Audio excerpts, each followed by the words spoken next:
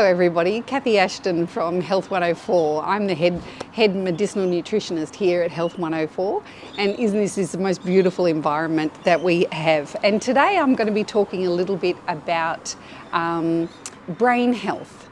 Now, MBS has asked me to speak a little bit about this.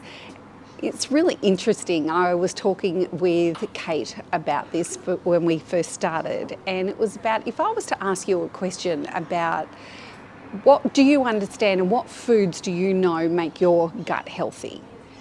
We spend a lot of time talking about gut health and understanding the foods that we shouldn't eat for gut health and the foods that we need to stay away from, right?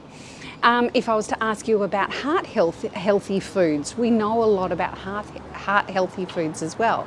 One of the things that we never talk about though is what foods are actually brilliant for our brains. What food is actually going to help our brains, and when we eat food, is it brain healthy or is it not? And we don't answer this question a lot. One of the really interesting things is that a lot of research says that as we age, or once we've gone through from being little people, where we're making, I found this really interesting, 250,000 neurons added every single minute when you're growing a baby. Isn't that amazing? And then what happens is that once that baby is born, by the age of 6, we've got full capacity within our brain, and then from then on, it basically goes downhill. But how can we actually keep a really healthy brain? Do you know our brain is at its best for the way in which it processes information between the ages of 22 and 27. From then on, it's all downhill, which is the scary bit, right? Super scary bit. So what we need to be able to do is keep that brain really, really healthy. What's also scary from a statistics point of view is that 1 in 5 people by the age of 80 is going to be suffering from either dementia or Alzheimer's. And that's 1 in 5 at the moment. By the age of 90, it's 1 in 3. But those statistics are rising rapidly, really, really rapidly. There's about 35 million people on the planet at the moment who've been diagnosed with Alzheimer's or dementia. By the year 2050, they're actually thinking that this statistic's going to go up to 115 million people. So how do we stop that from happening? We need to stop that from happening by looking at the foods that we are actually going to be eating, and are they good for our brains or not good for our brains? So one of the things is we think that we don't make baby neurons once we hit adulthood, but that's not true. Do you know, as an adult, you are making 700 baby neurons? Doesn't sound like a lot compared to 250,000 every minute, but you are making 700 baby neurons every day when you're as an adult. So we are actually making new baby neurons, and there are certain foods that allow us to do that. Interestingly, those foods keep our brain healthy, which is great. But one of the things, it's not just about the food, it's about when we eat. So intermittent fasting allows us to keep making those baby neurons. There's certain foods, and I'm sure you can guess which foods are going to stop you from making those baby neurons every day. They are the ones that we all love the most. They're the yummy ones. And the other interesting statistic is it's all about texture of foods. So, which I find really fascinating.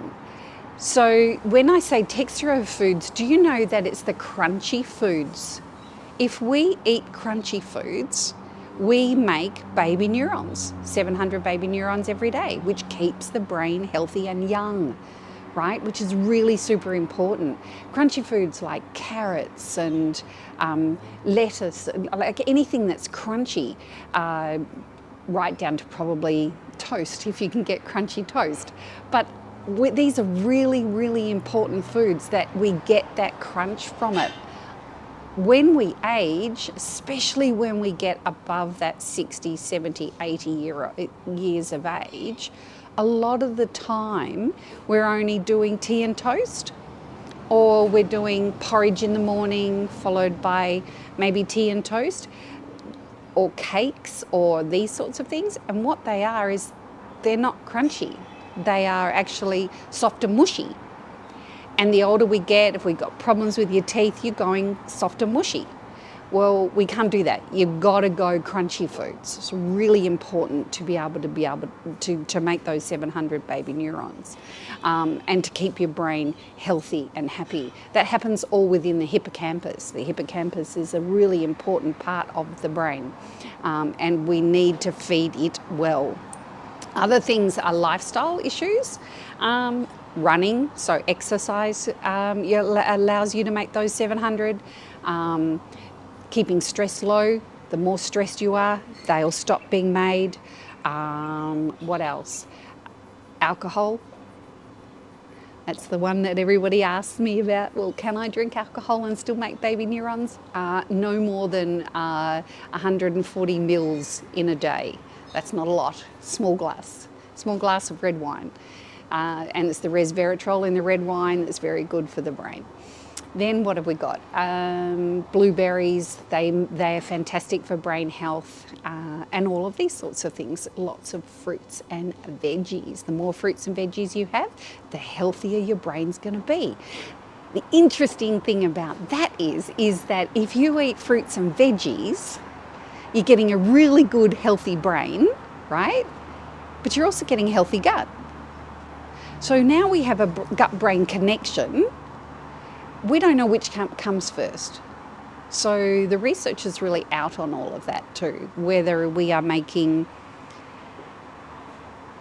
it's keeping us healthy and happy, but is it the foods that we're eating to keep our gut healthy is actually making our brains healthy, and therefore we're getting good neurotransmitters and we're getting all of those sorts of things, which then it's a bi-directional road or highway between the gut and the brain. So if you're keeping your gut healthy by eating lots of fruits and veg, then you're keeping your brain healthy. If you're keeping your brain healthy by eating lots of fruit and veg, then you're keeping your gut healthy. Isn't that fascinating? Like, I love that. I absolutely love that. That the body, we're not just looking at one thing. Who was one very famous person said, heal yourself of one disease, heal yourself of all disease. And it's so true. It's really, really true. And what I love to do is teach people all about how to eat healthy foods and have a healthy brain.